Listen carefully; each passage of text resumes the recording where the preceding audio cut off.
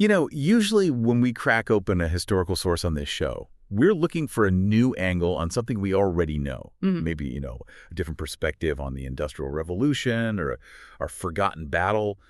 We tweak the lens, but the big picture, it stays mostly the same. Right. But the documents we're looking at today, Right. they don't just offer a new angle. They basically take the established timeline of human civilization, crumble it up, and just toss it into the fire. It really is the historical equivalent of, I don't know, finding a jet engine inside an Egyptian tomb. It just shouldn't be there. So what are we looking at? What's the source? We're looking at a chronicle of the extraordinary expedition to the polar realms. And specifically, we're analyzing the private journals of a Dr. Thomas Wexford. He was the naturalist and physician for this covert mission that launched in 1895. And covert is doing a lot of heavy lifting there, isn't it? This wasn't your standard flag-planting trip for the Royal Geographic Society. Not at all. This was a mission born out of genuine white-knuckle scientific panic. Panic. I like that. So where does it start? It starts in London, November 1894. You have the secret meeting. Sir James Thornton, Captain Edmund Blackwood, and a Russian physicist, a Professor Viktor Kovalenko. Okay. And usually these expeditions were about prestige, filling in blank spots on the map for Queen and country.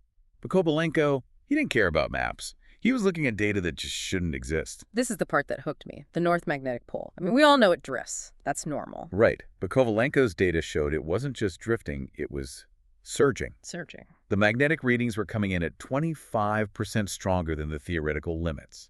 And it was localized, right there in the high Arctic. His hypothesis, which must have sounded like absolute lunacy back then, was that there was a massive, maybe even artificial magnetic body buried deep under the ice. Not just a big chunk of iron ore. He used the word artificial in 1894. Exactly. He basically walked into the Royal Society and said, I think someone buried a machine up there. The mission wasn't to explore. It was to go investigate the machine. And to do that, they put together a crew that, frankly, shouldn't have existed in the 19th century. It's shocking, isn't it? We think of these things as very nationalistic, very British. But this crew, it was completely international. It reads like a modern heist movie cast. It really does. Yeah. You had Captain Blackwood, sure, British leadership, but Kovalenko was Russian, which was complicated. You had Lieutenant Marcus Chen, a navigator from China, a Swedish ice master, and get this, a Nigerian meteorologist, Mr. Okonkwo. That just tells you how high the stakes were. They didn't care about politics. They just needed the absolute best person for each job. Exactly. If the world's magnetic field is going haywire, you don't check your meteorologist's passport. You just need him to predict the blizzard. Okay, so let's talk about the vehicle. Because they couldn't have just taken a wooden ship. They built the Hyperborea. Ah, yes. This is where the engineering nerds like me start to get excited. In 1895, aviation was what? Hot air balloons, gliders. The Wright brothers were still years away. But the Hyperborea was a rigid airship. Rigid, so it had an internal frame? Correct. And not wood. It was an aluminum frame. Wow. We take aluminum for granted now. It's in soda cans. But in the 1890s, refining it was brand new and ridiculously expensive. Building a 140-foot frame out of it was like building a ship out of carbon fiber today. And the safety features seem so advanced. Wexford talks about compartmentalized hydrogen cells. Which is the key. You know, the big fear with hydrogen, like with the Hindenburg later, is that one little tear brings the whole thing down in flames. Right. Blackwood designed this with separate, independent cells inside the frame. You could lose 1, 2, even 3 cells and stay in the air. Plus, they had these petroleum engines modified with heating coils so they wouldn't freeze solid. So it wasn't just a way to get there. It was a mobile base. That was its whole purpose. It could land on the pack ice, drop anchor, and just sit there. It was basically a Victorian-era amphibious spacecraft. But even with a super airship, you can't just fly from London to the pole. The logistics sound absolutely brutal. Oh, it's the part movies always skip. The grind. They took a steamer, the Endurance, up to Ellesmere Island to set up a base, but the airship couldn't carry enough fuel to get to the pole and back. So they had to walk it out first. Man-hauling.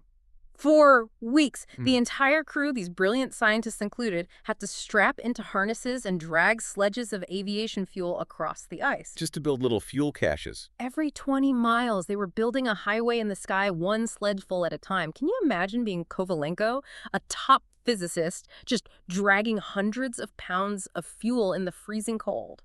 That is true commitment. It shows you they knew this wasn't some holiday trip. Okay, so fast forward. July 18th, 1895, launch day. A Hyperborea takes off. At first, everything goes to plan. They're hitting their fuel caches. But as they get closer to Kovalenko's coordinates, things get weird. And not just the weather, the instruments. This is where the impossible starts to feel very, very real. Kovalenko's watching the magnetometers, and the field strength hits 0.95 gas. And just for context, the normal strength at the poles is what, 0.65 max? Exactly. 0.95 is it's off the charts. It means there's a source of magnetism that is incredibly powerful. The compasses are just spinning, useless. No, they're flying blind, magnetically speaking. Completely. They're relying solely on Lieutenant Chen's celestial sightings, and then they look out the window. And the ice itself looks wrong. Wexford describes pressure ridges, but not the usual chaotic kind. He describes them as organized, like perfect concentric circles, as if you dropped a giant stone in a pond and froze the ripples. But these ripples are miles wide. And at the dead center of it all, A hole. A perfect 500-foot diameter circular shaft going straight down. straight down. And the walls aren't ice. They're made of this smooth gray silver metal. No rust. No corrosion. The cognitive dissonance must have been overwhelming. You're in a Victorian airship looking at what looks like a giant industrial vent in the middle of nowhere. Wexford writes that the whole crew just went silent. No one cheered. Just stunned silence. So what do? Well, they're scientists. They land the Hyperborea on the ice and they decide to go down. Of course they do. Captain Blackwood, Kovalenko, Chen, and Wexford. They rappel down.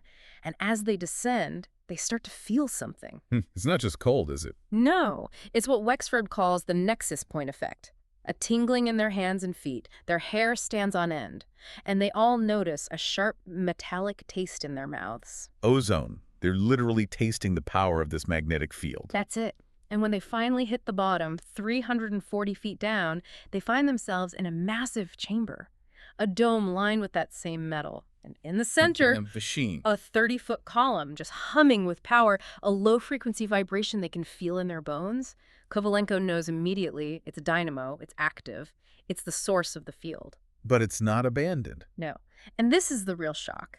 In the thin layer of frost on the metal floor, they see footprints. Human footprints. Fresh ones. Which means after all this, they're not alone. Someone's home. And then an energy barrier shimmers in front of them, like a solid light. But when they reach out, it just dissolves at their touch, and a figure walks out. Thyra. And the description is so specific. She's human. Tall, white hair. But her eyes, Wexford says her eyes glow with this internal blue-green bioluminescence. And her clothes. He calls it flexible metal, like a mesh that moves like cloth. But the real shocker is that she speaks to them. In English. Sort of. Broken, archaic, but she learned it by monitoring their primitive radio waves. She calls herself a guardian. And this is where the story just completely rewrites history. She says she's from a civilization called the Hyperboreans. A civilization that existed 16,000 years ago. Which puts it right at the end of the last ice age. Exactly. She describes a cataclysm, a rapid climate shift, a global flood. It wiped them out. So they knew it was coming. They did. Not enough time to save everyone, but they could save the planet's biosphere.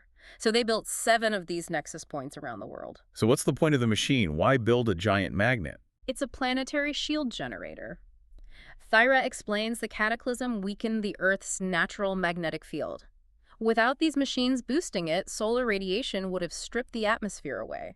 Advanced life wouldn't have been possible. So, we're only alive because they left the power on for us. That's the staggering realization they have. We're living in a terrarium that they built and are still maintaining. And Thyra's job. She's basically the janitor. She stays in suspended animation for millennia at a time, waking up periodically to run diagnostics. What a lonely existence. Unimaginably so.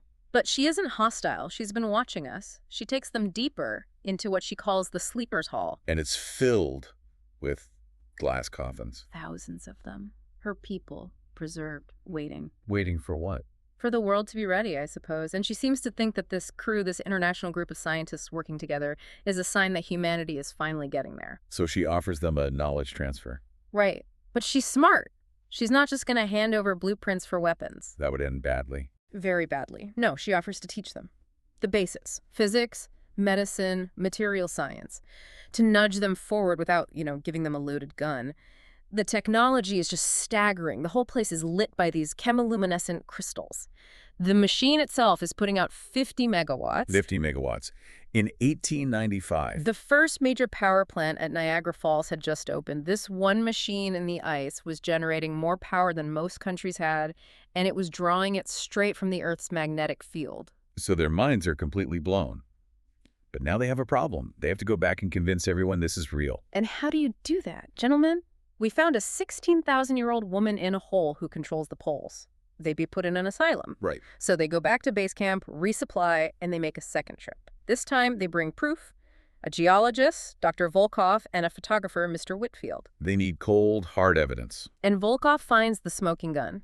He takes ice cores from around the metal shaft. The ice is over 12,000 years old, but the shaft goes through the bedrock under the ice. Meaning the machine was built before the ice sheet formed.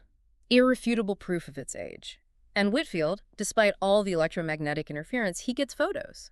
Grainy, distorted, but clear enough to see the machine and to see Thyra. But the real mic drop moment comes later, back at base camp. The wireless call. Remember, at this time, Marconi is just getting telegraphy to go maybe a mile. And they're hundreds of miles away. And suddenly, their receiver crackles to life. Not clicks and buzzes, a clear voice. It's Thyra. She's using the nexus point to broadcast a signal. Proving she has a mastery of the electromagnetic spectrum that is just magic to them. That was the evidence no one could deny. But it wasn't just a social call, it was a warning. This is where it gets dark. She tells them about the network, the 7 nexus points. And she says the one at the South Pole in Antarctica is guarded by another guardian named Sora, but Sora has gone silent. She says there are signs of intrusion. Intrusion and corruption. The signal from the south is erratic. She thinks something or someone has breached the facility. Let's put a pin in that because that is terrifying. So what happens in London? They present their findings on September 11, 1895. And they bring out their biggest weapon, Lord Kelvin. The Lord Kelvin, father of thermodynamics. The man himself, a notorious skeptic, but he saw the data, the photos, the geological reports, and he endorsed it publicly. And with his blessing. Everything changes. In 1896, the International Arctic Research Station is founded. The whole mission of polar exploration shifts from conquest to apprenticeship.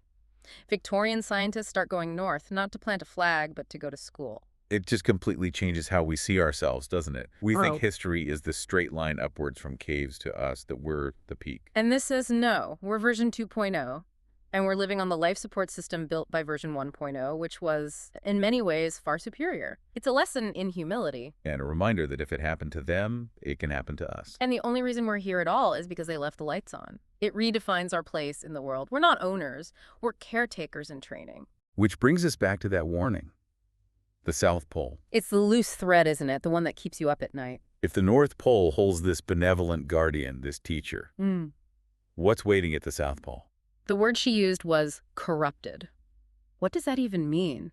Is the machine there broken, or did something else find that facility first? The South is the sword. That was a phrase from a later journal, wasn't it? It was. If the North is the shield, the South could be something else entirely, something far more dangerous. Well, on that slightly ominous note, we have to wrap up this dive into the Empire of Ice. It's a pretty stark reminder that the map is never really filled in. There's always another layer to discover. Keep looking down. Thanks for listening. We'll catch you on the next deep dive.